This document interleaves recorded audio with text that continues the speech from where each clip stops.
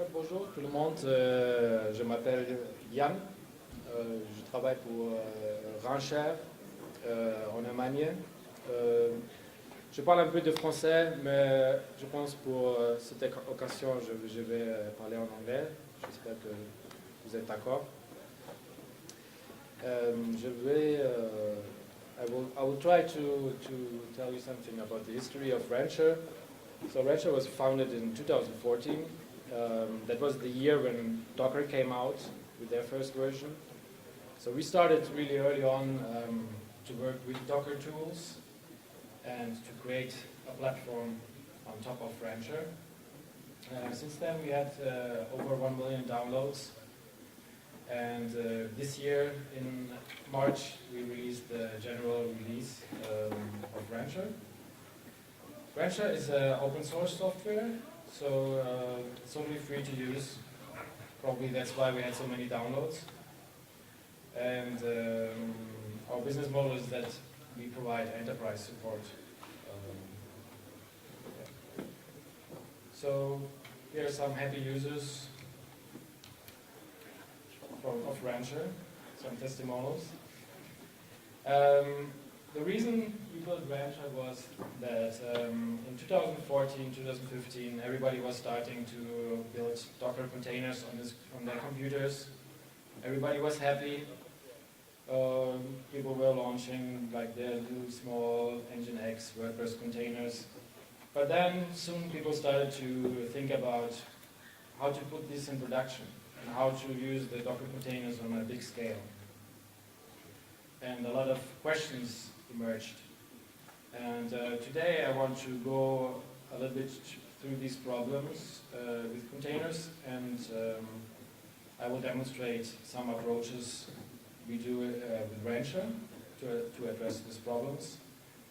I will not really go too deep, so this is meant to be for people that maybe haven't used Rancher themselves yet. So when we talk about containers in production, there are a lot of questions that we need to address. At the beginning, in 2014, 2015, Docker wasn't what they try to do today. So they were basically only a workload orchestrator. And so when we started to develop Rancher, we thought, okay, how can we get all these other services in our environment, like monitoring, how can we do access control, how can we manage our images, and what about security, and what about networks? I mean, especially in the beginning, there wasn't really Docker Swarm yet. And we thought about, okay, how can we do an overlay network? We want to deploy microservices. We want containers to be able to communicate with each other. So eventually each container needs his own IP address in an overlay network so that they can communicate even between hosts.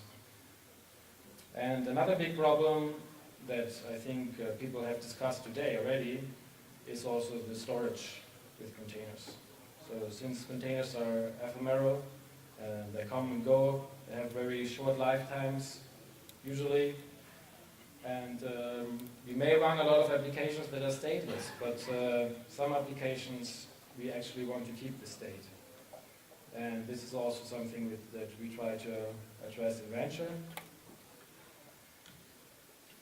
So I probably want to start walking you a little bit through Rancher, and I hope it doesn't break.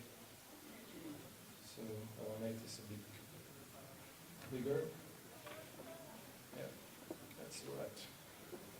So Rancher is structured in environments, and the reason we did this was to replicate a bit what we had in the traditional DevOps world, where you have your QA, your testing, your staging, and your production environments. But later it showed that it was really useful also in a bigger enterprises to give each teams their own environments. So each team could use their tools that they needed, regardless of what the other teams wanted to do. And when you start with Rancher, you start with creating an environment. And the first step is that you choose the orchestrator that you want to use.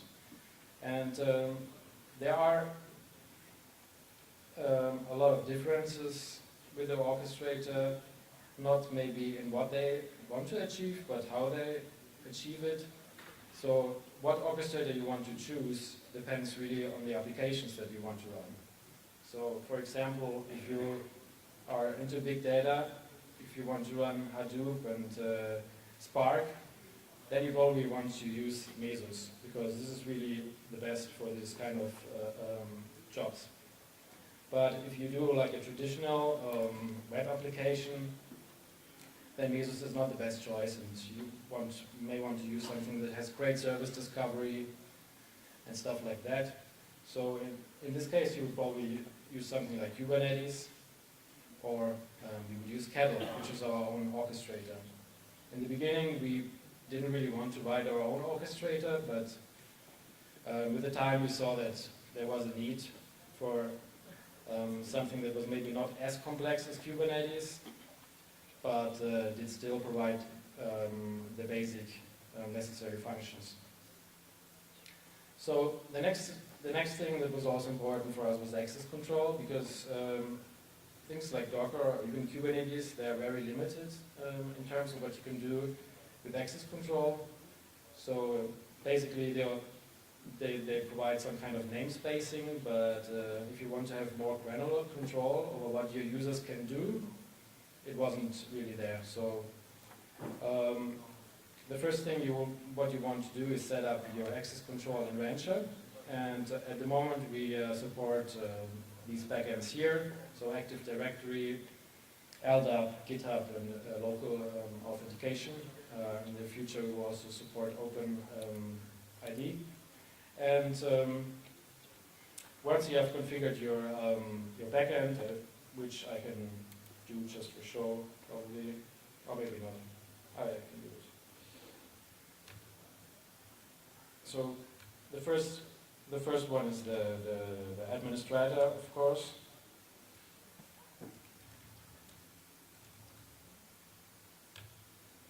So this is the local authentication.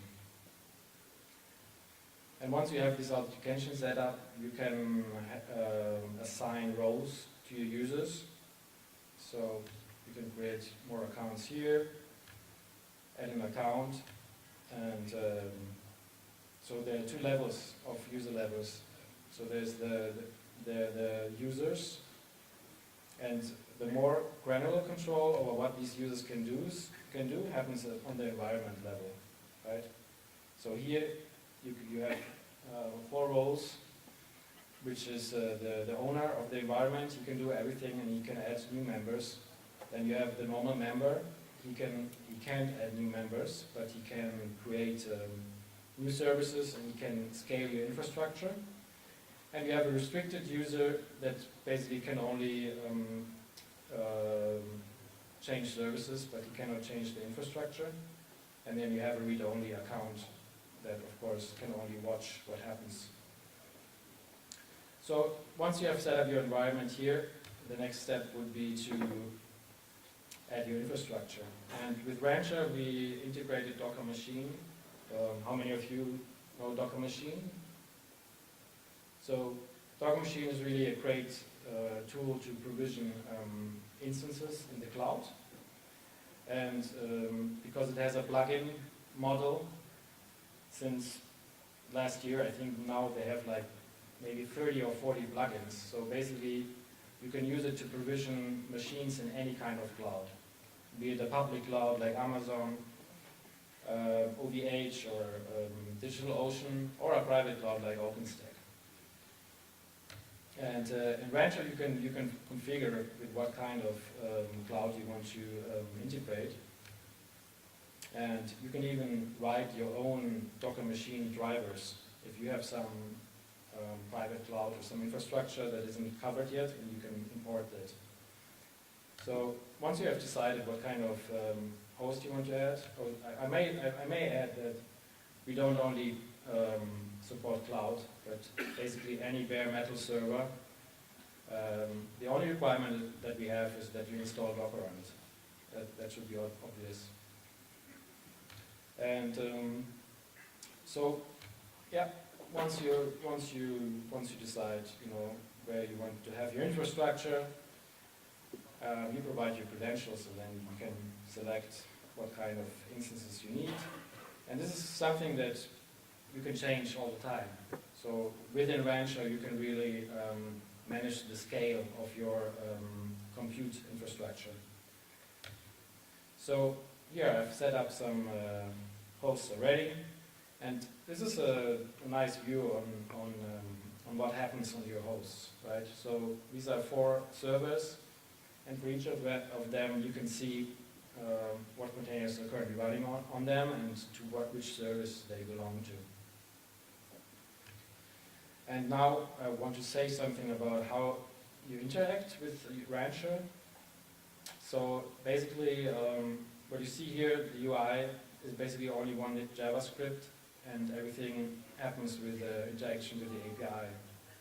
So all the functions in Rancher are exposed in the API, and we also have an API browser where you can easily discover what kind of operations you can do.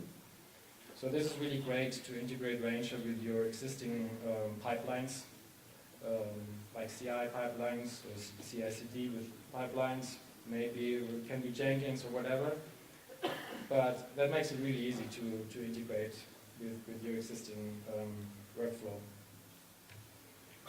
And so you can do everything from the UI, of course, but most DevOps, they like also the shell. So we also have a command line tool, and this one is called Rancher Compose, because it's basically Docker Compose with some extra magic, but it's fully compatible with Docker Compose files. And I just want to quickly show you maybe how to deploy an application with this. I'm going to remove this one because I created that before, and you can see how I can interact with the UI there. So, okay, let's go. So this is just an example. This is a typical 3-tier application where you have your web service. It's basically a Python app. You have the Nginx reverse proxy, and you have a Postgres database. Trying to look here if there's anything special about Rancher. So the only special thing is that because we want to be fully compatible with Docker Compose, we are using labels to declare like special functions with Rancher. And one very important aspect would be the sidekick. So the sidekick in Rancher, if you know something about Kubernetes, about pods, it's something that can be compared a little bit to pods, because sidekick means that these services are strongly tied together, and they will always run together on the same host. And another thing that we are using here is we declare some scheduling rules, which is this one, because we want these containers to be spread out evenly. We don't want like all the containers to end up on the same host. And other than that, maybe the only thing that's interesting, no, not really. So the Nginx supplies, it gets the one, yeah? Sorry?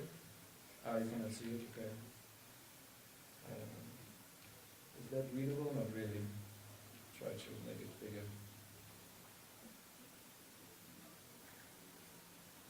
Can you really zoom? Don't really know how I can zoom in here. That's embarrassing.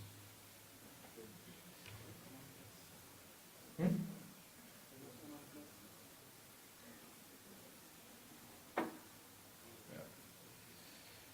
look better? Yeah. Okay, so here we have the Python image here, right? The Python talks to the database. We supply some environment variables, and then we declare the sidekick, which is the reverse proxy that will serve both the Python app and the static files. And the static files Nginx gets from the web container, right? And so we will now try to deploy this. I will try to make this bigger as well.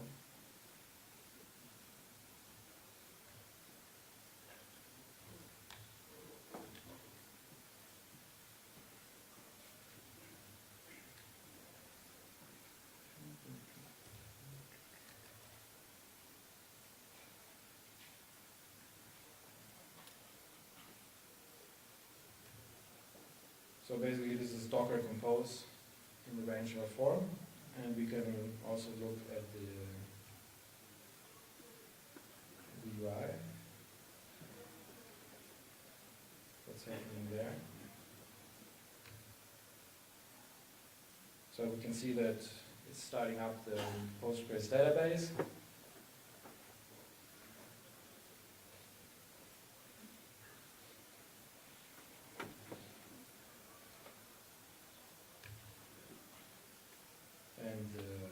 Python container, and in a moment it should also start up the Nginx container. In the meantime, I didn't really make this stack, so they were kind enough to make me have to initialize the database on the first start, which is a little bit inconvenient.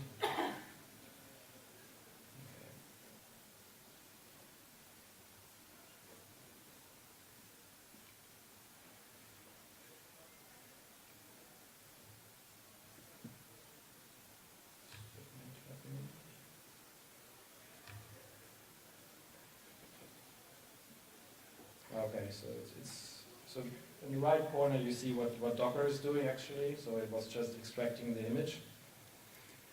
So, and this is maybe a good occasion to show you some kind of the ops view that you get here for your services.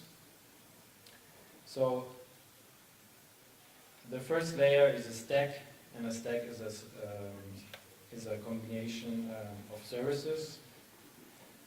Often it can be just, for yourself, for organization, but often those are services that talk to each other. And when you go in the service level, then you have insight in all the containers that are providing the service. In this case, it's just the Python container and the Nginx container. And you can quickly see also some stats in the resource utilization. We can even go a bit deeper inside, and you get also a quick glance on what ports this container declares and what volume it uses. And if you have some troubles with this container, you can, of course, open a shell as well. That might be a little bit, okay, like this. And we need to initialize the database. This is obviously not how you should make your images. Okay.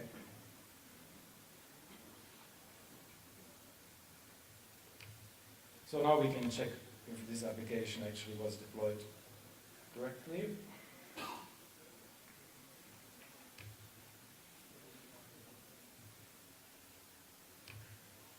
Yeah, okay, that works.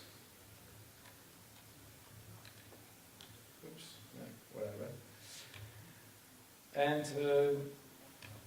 normally, this would be probably part of some Jenkins pipeline if it's your own application. But I will not talk about that today. I think there might be another talk later at 5 o'clock about this. I will just show you how you can really do that quite easily from the command line. So I will change this application now a little bit. Maybe because we want it to be in French. and not in English. So let's go to templates. Of course, everyone knows that when you localize an application, you should use the static strings in the code.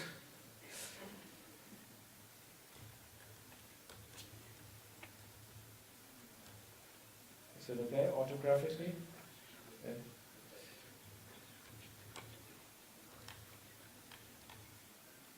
And now we are building, let's see if I have this. Remember what the image was called. I think that's this. So we give it a new version string, because it's a new version, obviously. And we push this as well to Docker Hub. Hope that doesn't take too long.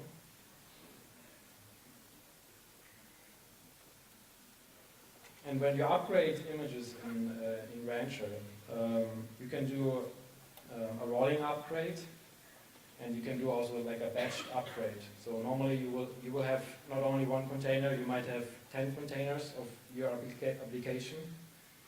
And in that case, you do a rolling upgrade, just to be sure that you're not breaking anything.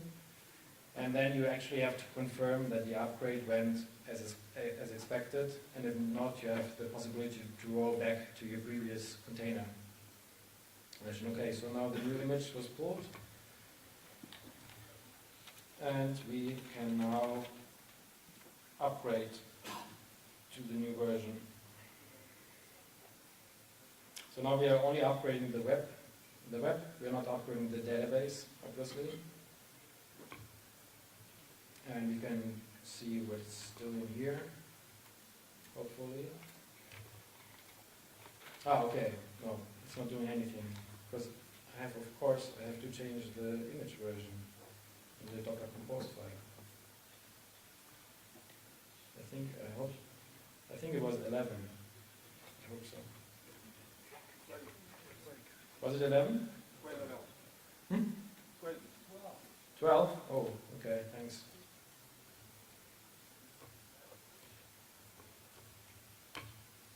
Okay, let's try again. Now it should pull the new image, hopefully.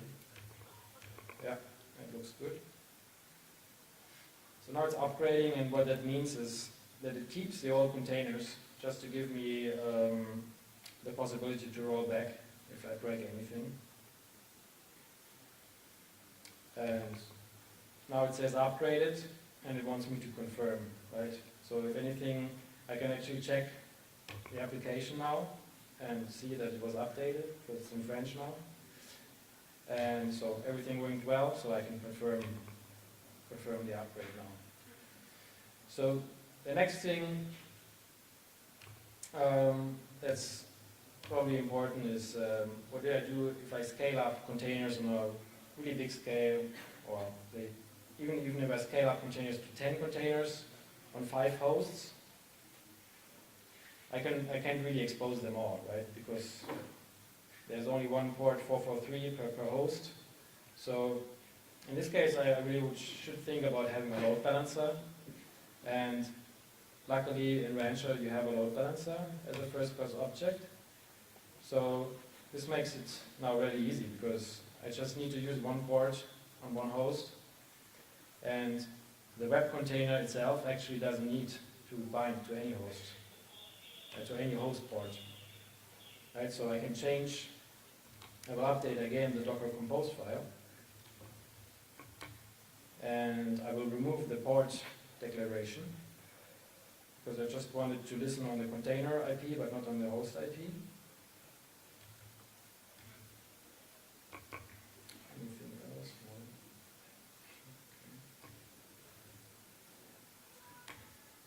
No. And you can try again to upgrade it.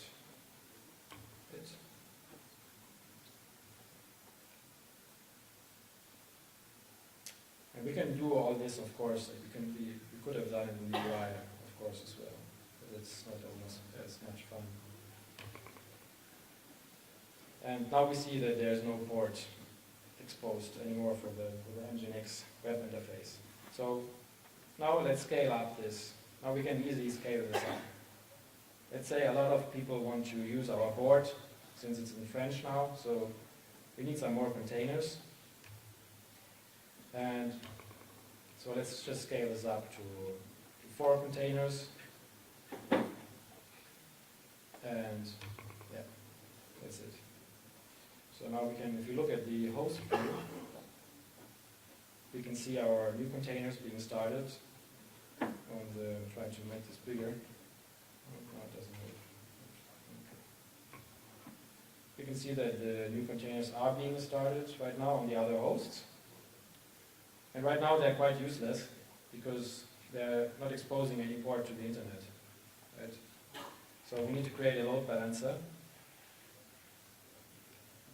And where are we? Here we are. Didn't even finish yet. One more left. So now this looks a bit nicer. There's many containers. Okay.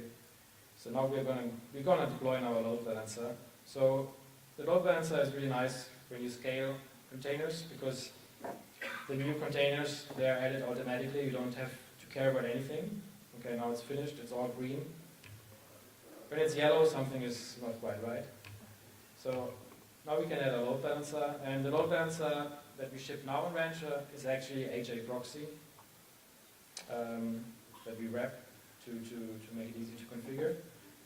And all you really have to do is define a port. You could switch on SSL and supply certificates, which you can upload in Rancher as well. And you define the target port in the container, and also if you want public access, in this case we want public access. And then you just select your target service. So now we want to load balance the web service of the Unicorn app. And we need a name. WebLB. You could also scale a load balancer and then maybe do some DNS-based round robin load balancing. But okay, right now we just want the load balancer. It's enough for us.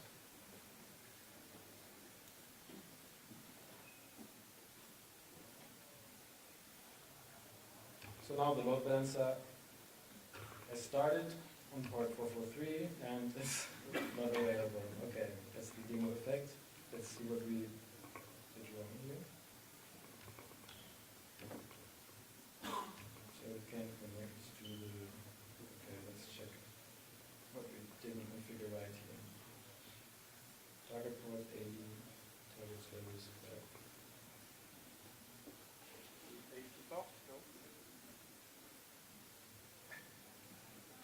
But I'm telling it to use 443, so that's strange. So we can check this, because the load balancer uses basically DNS-based service discovery to discover the backend nodes. You can see basically, if we do a ping on the web, it should work, okay. So something didn't work with the DNS resolution.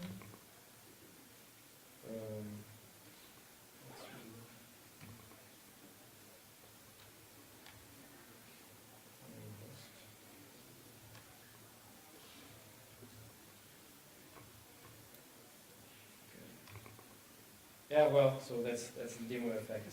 I don't know, maybe I did some step wrong somewhere.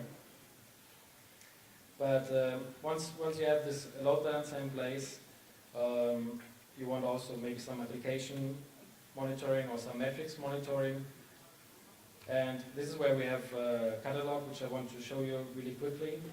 So the catalog is something that a lot of users like, because once you start to deploy stacks like ELK, it becomes really complex. I mean, I can show you, for example, the ELK stack, how it looks. So this is a really big Docker Compose file, right? So we have this catalog, which allows you to deploy stacks like ELK really in a matter of minutes. And this catalog is also contributed by the community, but a lot of organizations, they maintain their private catalogs, which is really nice. If you know, your teams have tools that they need on a regular basis, and you as a DevOps, you can just create a catalog with all the tools that you need for your teams, and they can then easily deploy those. So there basically, we have a lot of tools here that you can use for monitoring, for metrics, both open source, but also like, you know, great companies like Datadog. And we also have integrations for external load balancers, like the ELB on Amazon and F5 Big ID load balancer. And yeah, I guess I have to quit now, but I hope I could give you a quick overview of a Rancher. And I wanted to let you answer some questions, but I think we don't have any time anymore, right? So, thank you very much.